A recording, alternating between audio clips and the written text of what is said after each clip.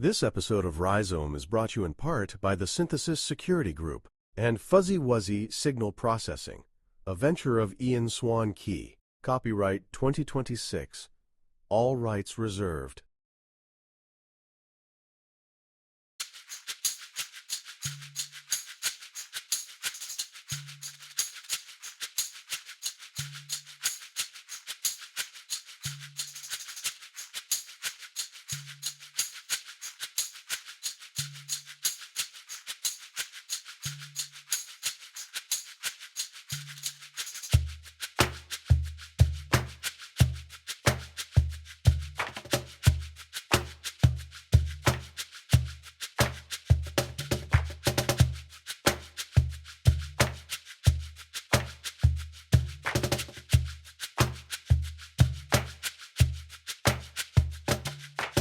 Welcome to this explainer, where we're going to dive into the absolutely fascinating sonic architecture and honestly the physics behind some of the most iconic songs of the last 50 years.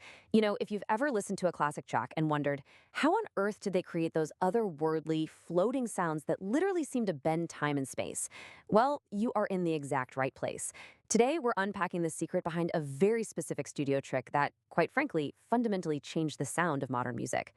Think about that famous synthesizer run in Steve Miller's Fly Like an Eagle. You know the one. That mesmerizing, kind of cosmic bubbling effect that instantly transports you. Well, what if I told you the keyboard wasn't really the instrument creating that magic? Crazy, right?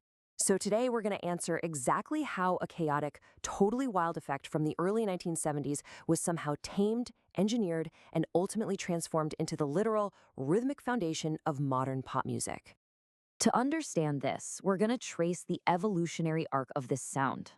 We'll start with the space intro hook, explore the 1970s cosmic lab, break down the physics of the cascade, examine the pop orchestration pivot, and finally, look at the legacy of rhythmic delay.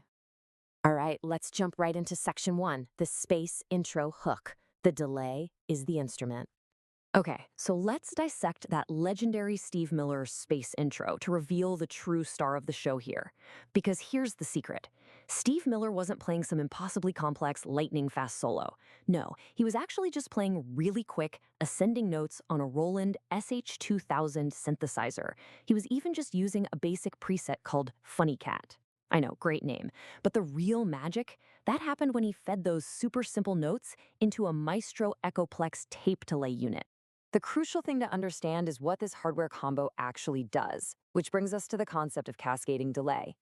Basically, by cranking the feedback on the tape delay way up and using short to medium delay times, just one single detached note suddenly creates 3 or 4 ghost notes. And as the musician keeps playing, all those trailing echoes overlap and bleed together into this completely new, complex, rhythmic bubbling shape. It's like a giant sonic puzzle coming together. This proves that the delay itself is the actual instrument creating the texture, not just some passive effect slapped down at the end. Moving right along to section 2, the 1970s cosmic lab, floating in the randomized cosmos. So before this cascading sound became a highly structured tool for pop producers, it was actually born in the experimental cosmic lab of the early 1970s. Early pioneers jumped all over gear like the EMS VCS3 synth and paired it with heavy tape delays. You had a young Brian Eno in 1972 using this exact setup with Roxy Music to blast off these literal space phrases and alien-sounding blips on the track Ladytron. Then, by 1973, Pink Floyd was using it for those intense driving sequences on the Run. And jump to 1974, Gong's Tim Blake, who actually went by the Crystal Machine, which is awesome, used these exact bubbling scales on a sprinkling of clouds to build a massive, sprawling space rock jam. The philosophy of this era was just wild. They literally didn't play traditional melodies. Instead, they filled the background with constant, raw, ascending and descending electronic sweeps, totally drenched in echo. Artists like Hawkwind, Jean-Michel Jarre on his legendary album Oxygen, and Todd Rundgren used these sweeps purely as textural colors. The goal wasn't to write a catchy pop hook. It was literally to make you feel like you were strapped into a spaceship taking off. It was raw, it was chaotic, and it was completely untethered from traditional song structures. Now for section 3, the physics of the cascade, demystifying the magic. So what is actually happening inside the hardware to create this perfectly broken organic sound? Well, the signal flow is basically 3 distinct steps. Step 1 is the synthesizer attack, just a simple ascending scale. Step 2, that signal hits the tape delay.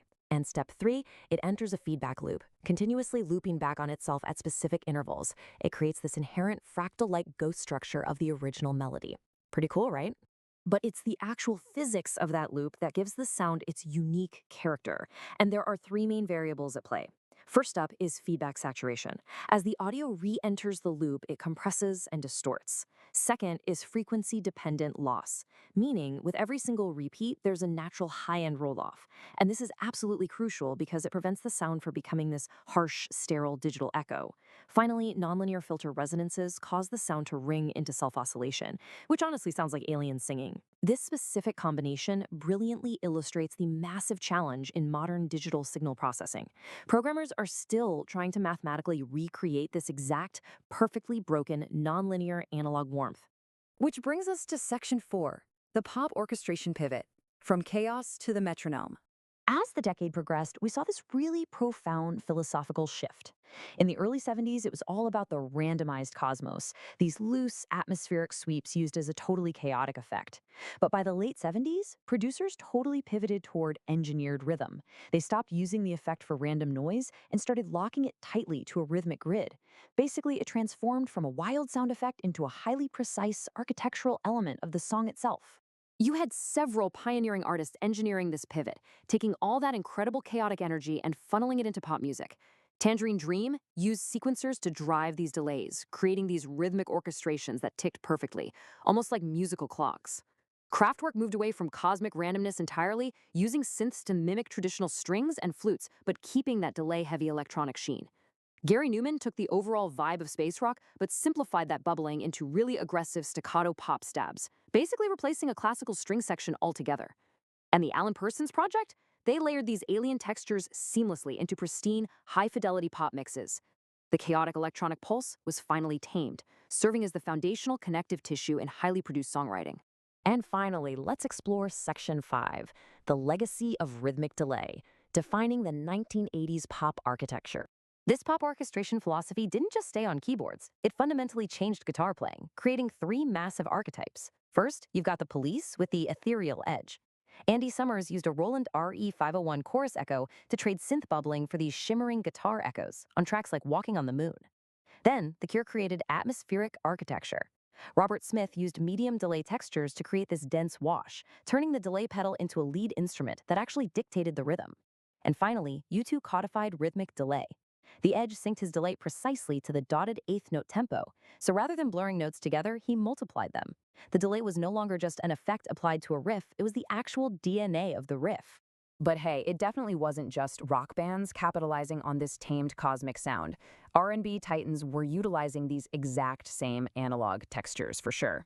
Earth, Wind & Fire used these space rock synth palettes to add a gorgeous high-frequency halo over their super-heavy low-end funk grooves. And the Isley brothers integrated these atmospheric psychedelic textures right into their highly danceable R&B arrangements. They used the delay-drenched synthesizer as a sweetener, much like a classical composer might use a harp, to inject this futuristic space into multi-layered pop production. So the next time you hear a lush, multi-layered pop or R&B track, listen really closely for those delay-drenched sweeteners floating in the background. That is the legacy of the Isley brothers and Earth, Wind & Fire, still echoing today. All of this leaves us with a fascinating final thought. We've seen how artists journeyed all the way from randomized cosmic bubbling to engineered rhythmic perfection. So today, as digital signal processing algorithms continue to become incredibly advanced, where do we go next? Will the future of music lean toward developing algorithms that flawlessly recreate the perfectly broken analog chaos and tape saturation of the 1970s? Or will we push even further into clean, totally predictable architectural precision? It's a huge question about how we'll build the music of tomorrow, and it's entirely dependent on how we choose to engineer our echoes today.